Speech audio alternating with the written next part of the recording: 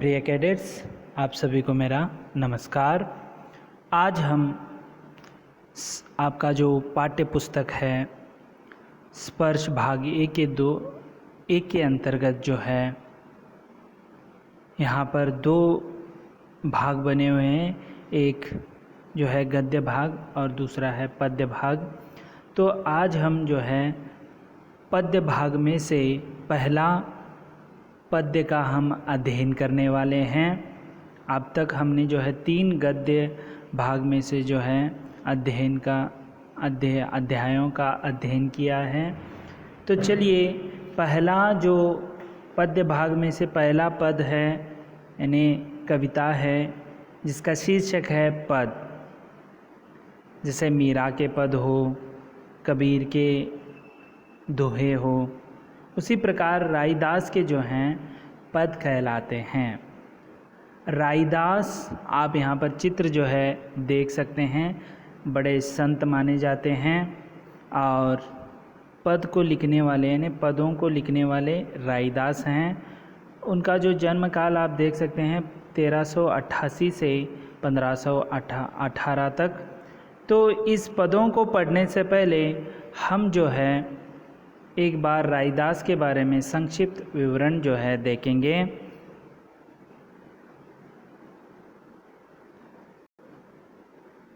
तो इस प्रकार है।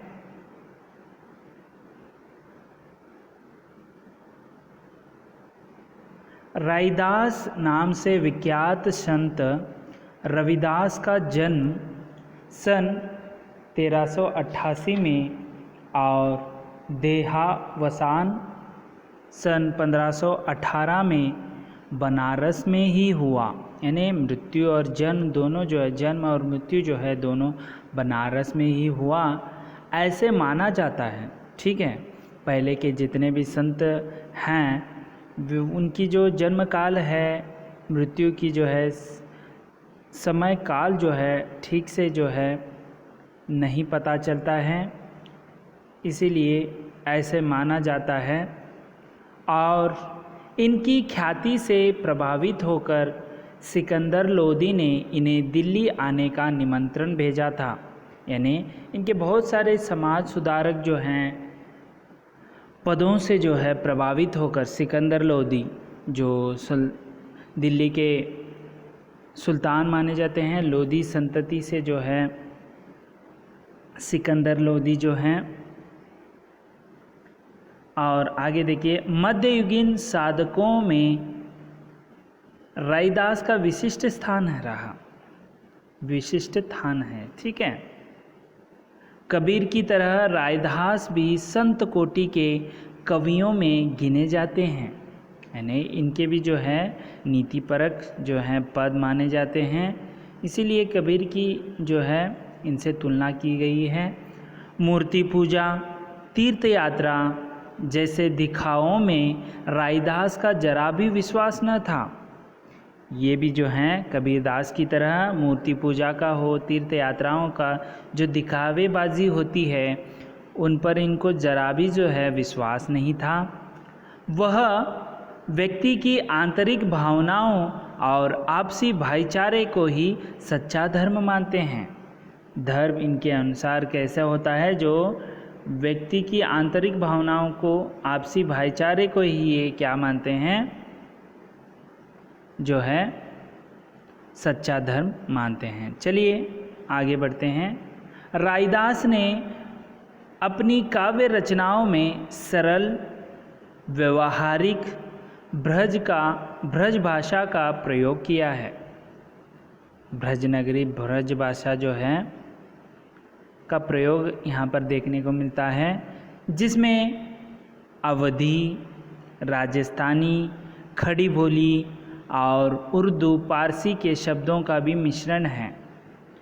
यानी बहुत सारे शब्द जो हैं ना केवल ब्रजभाषा के हैं, अवधी, राजस्थानी, खड़ी बोली, उर्दू पारसी के भी शब्द जो हैं यहाँ पर मिल जाएंगे। राइदास को उपमा और रूपक अलंकार विशेष प्रिय रहे हैं। उपमा जो है, उपमेय का जो वर्णन है, उपमान, ठीक है, उपमेय यानी साधारण वस्तु, उपमान यानी विशेषण। विशेष वस्तु। ऐसे अलंकार जो हैं, रूपक अलंकार भी जो हैं इनके प्रिय रहे हैं। सीधे सादे पदों में संत कवि ने हृदय के भाव बड़ी सफाई से प्रकट किए हैं। इनका आत्मनिवेदन, दैन्य भाव और सहज भक्ति पाठक के हृदय को उद्वेलित करते हैं। यानी इनके आत्मनिवेदन जो है भगवान के प्रति, दैन्य यानी जो है दैन्य भक्ति जो है इनकी वजह से जो है पाठकों के हृदय में भी जो है उद्वेलित करते हैं। रायदास के 40 पद सिखों के पवित्र धर्म ग्रंथ गुरु ग्रंथ साहब में भी सम्मिलित हैं। जो जब भी आप गुरु नानक जो है उनके मंदिरों में जाएंगे, गुरु ग्रंथ साहब जो है उनका पवित्र ग्रंथ माना जाता है, धर्म ग्रंथ। उसके अंतर्गत जो पद गाते समय इनके भी जो हैं 40 पद उसमें रखे गए हैं। आगे चलिए, यहाँ रायदास के 2 पद लिए गए हैं। यहाँ पर कुल मिलाकर रायदास के 2 पद आपको देखने के लिए ने पाठक पढ़ने के लिए जो है रखा गया है। पहले पद प्रभु जी तुम चंदन हम पानी में कवि अपने आराध्य को याद करते हुए उनसे अपनी तुलना करता है। तो यहाँ पर तुलना करना यहाँ पर आप देख सकते हैं, जैसे चंदन और पानी का। उसका प्रभु बाहर कहीं किसी मंदिर या मस्जिद में नहीं विराजता, वरन अपितु उसके अपने अंतस में सदा विद्यमान रहता है। यही नहीं, वह हर हाल में, हर काल में उससे श्रेष्ठ और सर्वगुण संपन्न है। इसीलिए तो कवि को उन जैसा बनने की प्रेरणा मिलती है।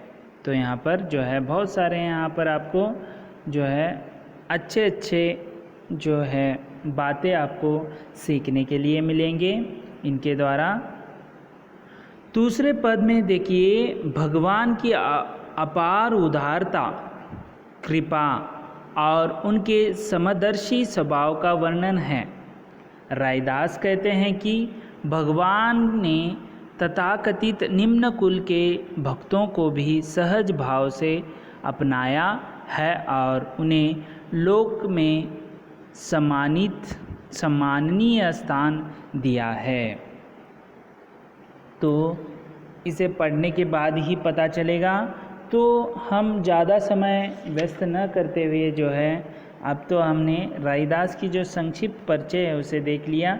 चलिए अभी पहले पद की ओर बढ़ते हैं। रायदास के पद में जो है पहला पद है, मैं इसे एक बार पढ़ता हूँ। एक एक जो है पंक्तियाँ विवरण करते समय उसका अर्थ भी बताऊँगा, उन शब्दों का आपको लिख कर रखना है।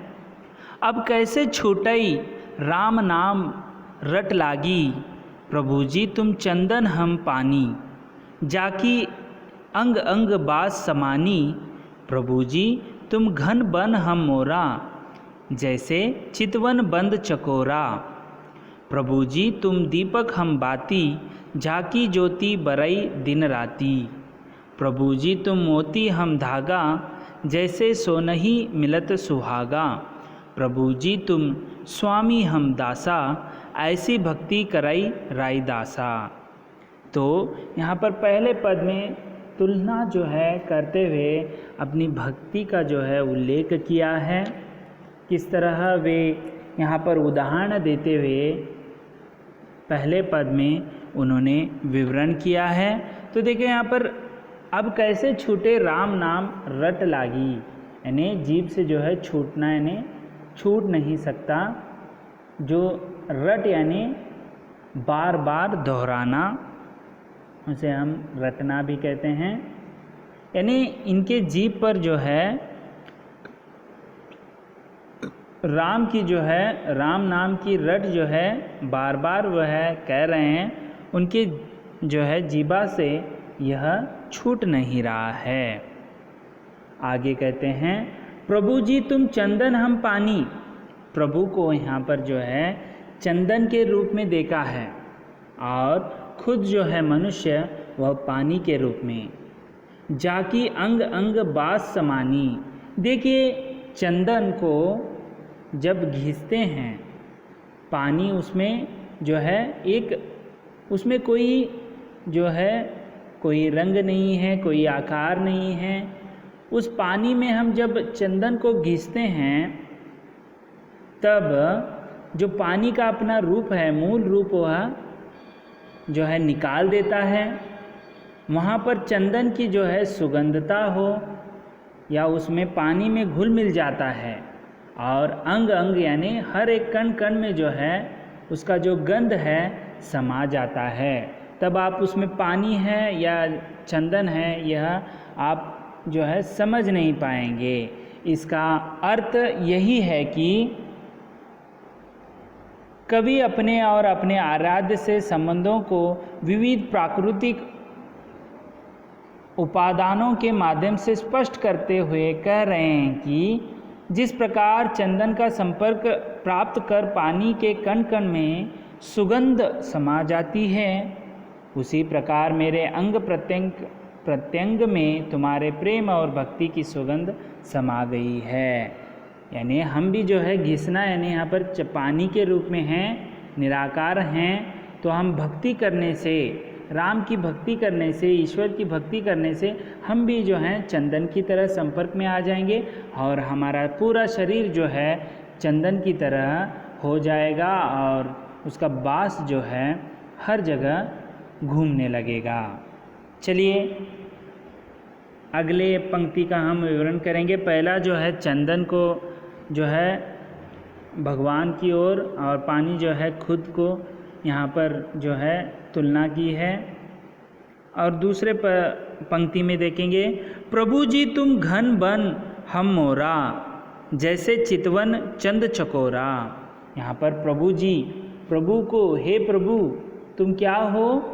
घन यानी जो काले बादलों से भरा हुआ बादल जो हैं, बन यानी वन में यानी जो हम जो है गार्डन जो कहते हैं, हम मोरा हैं। मोरा यानी यहाँ पर मोर कहलाता है, ठीक है।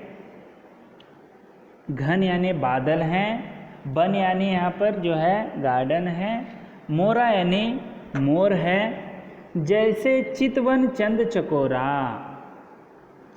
चितवन यानी यहाँ पर क्या हो जाता है, चितवन का अर्थ होता है देखता है, और चंद यानी चांद है, चकोरा यानी तीतर जाति का एक पक्षी है जो चंद्रमा का प्रेमी माना जाता है। तो यहाँ पर दो उदाहरण हमें देखने को मिलते हैं। प्रभु जी तुम बादल हो, हम क्या हैं? वन में रहने वाले मोर हैं। जैसे ही आप गर्जना के जो काले बादल जो हैं छा जाने पर जो है वर्षा होती है, तो जंगल में मोर जो है खुशी से नाचने लगता है, अपने पंख जो है पसार कर जो है विस्तृत कर वह नाचने लगता है, आनंदित हो उठता है। यानी आप जो हैं बादल हैं, हम जो मोर हैं, आपकी भक्ति की वजह से जो है आप जो हैं वर्षा के रूप में बरस रहे हैं। इससे हम खुश होकर जो है आनंदित होकर हम जो है नाच रहे हैं। यानी बादलों की आहट सुनते ही मोर नाचने लगते हैं, उसी प्रकार मैं तुम्हारे दर्शन पाते ही प्रसन्नता से नाच उठता हूँ, ठीक है। और दूसरे जो हैं उदाहरण दिया है, चकोर पक्षी जो है चांद को बहुत ही अत्यंत प्रिय और उसे चाहती है। रात के समय जो है यह चकोर पक्षी जो है उसे एक टुक जो है देखने लगती है, वह प्रेमिका के रूप में उसे देखती है, उसे छूने की यानी उसे पाने की चाह उसमें होती है। वो दिन रात एक टोक जो है वो चांद को देखती रहती है, उसकी सुंदरता को देखती रहती है, लेकिन पा नहीं सकती। ऐसे मैं भी जो है मैं भी यहाँ पर क्या कर रहा हूँ, जैसे चकोर पक्षी बिना पल के झपकाए चंद्रमा के सौंदर्य को निहारता रहता है, वैसे ही मैं अपने प्रभु के सुंदर रूप को निहारता रहता हूँ। इस तरह जो है बताया गया है। अगले पंक्ति की ओर देखेंगे। प्रभु जी तुम दीपक हम बाती, झाकी ज्योति बरई दिन राती। यहाँ पर प्रभु जी तुम दीपक, दीपक यानी दीपक दीप हैं, हम बाती, बाती यानी बाती का अर्थ होता है रुई की बत्ती, ठीक है। जाकी, जाकी का अर्थ है जानना, ठीक है। और ज्योति यानी जो ज्योति लौ कहते हैं, बरा यानी जलती है दिन रात, ठीक है, दिन रात। देखिए यहाँ पर यही कह रहे हैं कि हे प्रभु तुम यदि दीपक के समान हो तो मैं उस दीपक में दिन रात जलने वाली रुई की बत्ती के समान हूँ, ठीक है, रुई की बत्ती के समान हूँ।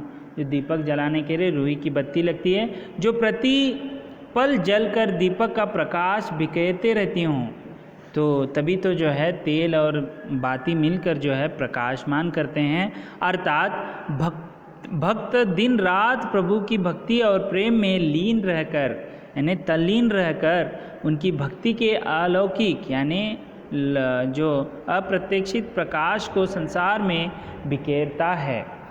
इसी प्रकार हम भी जो है इस प्रकार कठिन परिश्रम कर प्रभु की जो है दर्शन पा सकते हैं। यहाँ पर क्या है, दीपक यहाँ पर ईश्वर को बनाया गया है और बाती स्वयं जो है बनाया गया है। ये दोनों मिलने के बाद जो है प्रकाशमान होता है, पूरा अंधकार जो है मिट जाता है, ऐसे कहते हैं। लगभग कबीर के दोहों के ही बराबर माने जाते हैं। आप 10वीं कक्षा में कबीर के साखियों में पढ़ सकते हैं। चलिए अगले पंक्ति की ओर देखते हैं। प्रभु जी तुम मोती हम धागा, जैसे सोनही मिले सुहागा। यहाँ पर जो प्रभु कहते हैं कि तुम मोती के समान पवित्र, उज्ज्वल, सुंदर और बहुमूल्य हो।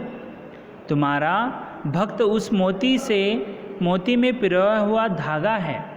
देखिए मोतियों को धागे में पिरोया जाता है, तभी तो सुंदरता उसकी निखार कर आती है।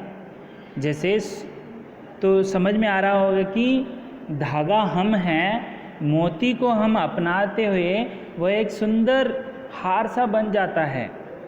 उसी प्रकार जैसे सोने में सुहागा मिला देने से उसमें और निखार आ जाती है तथा वह अधिक टिकाऊ, खरा और उपयोगी हो जाता है। समझ में आ रहा है आपको? जैसे कि सुहागा इसीलिए भरा जाता है, आप छोटे छोटे बच्चों के हाथों में जो बांधते हैं सोने के, जो उसके अंतर जो है वह जो है खोखले होते हैं, उसमें सुहागा भरने से जो है वह बहुत ही घन रूप टिकाऊ बन जाते हैं, ज़्यादा देर तक वह टिक सकते हैं, इसीलिए उसमें सुहागा भरते हैं। उसी प्रकार प्रभु के संपर्क में आने से, इसीलिए वो कहते हैं प्रभु जी, अगला देखिए, प्रभु जी तुम स्वामी हम दासा, ऐसी भक्ति करे रायदासा। तो उसी प्रकार प्रभु के संपर्क में आने से भक्त की भक्ति और निकर उठती है। उसी प्रकार हम प्रभु के यानी ईश्वर की भक्ति में आने से जो है प्रभु की संपर्कता तो है और भी समीप हो जाती है और टिकाऊ हो जाती है। इसी प्रकार हे प्रभु तुम मेरे स्वामी हो, मैं तुम्हारा दास हूँ, यानी दास यानी नौकर हूँ, मैं रायदास। इसी प्रकार की दास्य भाव यानी मेरी इस प्रकार की भक्ति जो है आपको समर्पित करता हूँ, इस तरह इसमें बताया गया है। तो आज हमने रायदास का जो है संक्षिप्त परिचय जाना। पहले जो उसका पद है उसमें किस तरह एक दूसरे से तुलना करते हुए उनकी जो भक्ति है उसे बताया गया, उसका हमने सविस्तार जो है वर्णन किया है। अगले वीडियो में हम रायदास के जो दूसरे पद हैं उसके जो है समग्र विवरण जो है अगले वीडियो में देखेंगे। तब तक के लिए धन्यवाद।